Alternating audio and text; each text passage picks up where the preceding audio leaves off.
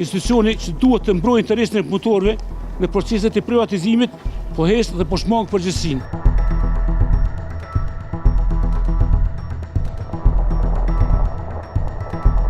Nuk është e pazakontë që zëri i qytetarëve dëgjohet vetëm pasi ata dalin në rrugë, por ajo që është e vërtet shqetësuese është fakti se dhe pas protestave të gjitha institucionet dhe AKP-ja vazhdojnë të injorojnë kërkesat legjitime të punëtorëve të rilindjes.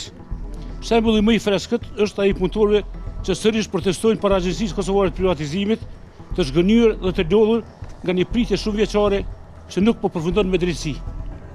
4 vite më parë, pas presionit publik dhe protestave të shumta, qeveria derdhi 3.3 milion euro në arkën e AKP-s, të destinuara për pagesën e pjesës së tyre 20%.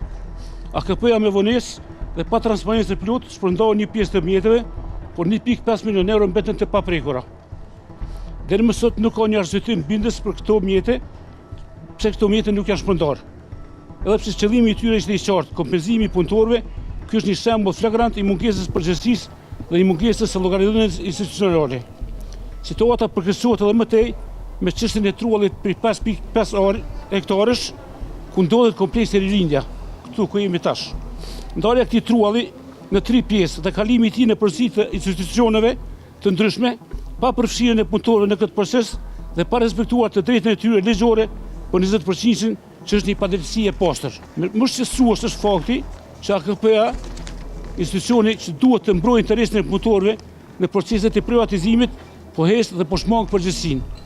Punëtorët dihen të diskriminuar dhe të fyer jo vetëm për shkak të padrejtësisë materiale dhe që po bëhet, por edhe për shkak të shkeljes së rëndë të dinjitetit të tyre si kontribues shumë i qartë në këtë vend.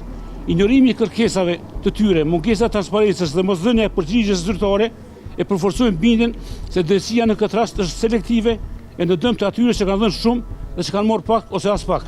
Gazeta Rilindja, krahas pasurisë në Kosovë, kishte prona edhe në Zvicër, në Tiranë, në Zvicër është duke pa në gjurmë, ndërsa prona në Tiranë është uzurpuar e për fat të keq uzurpuesit janë nga Kosova.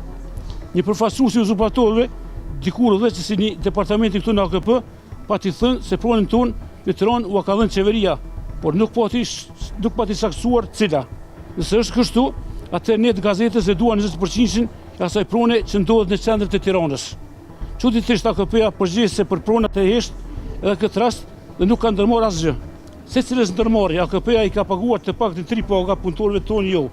Kjo është situatë ngrenë një pyetje thelbësore. Deri kur institucionet do të sillen sikur këto çështje nuk ekzistojnë? Heshtja dhe mosveprimi nuk janë zgjidhje. Ato janë konfirmim i paaftësisë ose i mosgatishmërisë për të ndreshur një padrejtësi që zvarritet prej vitesh.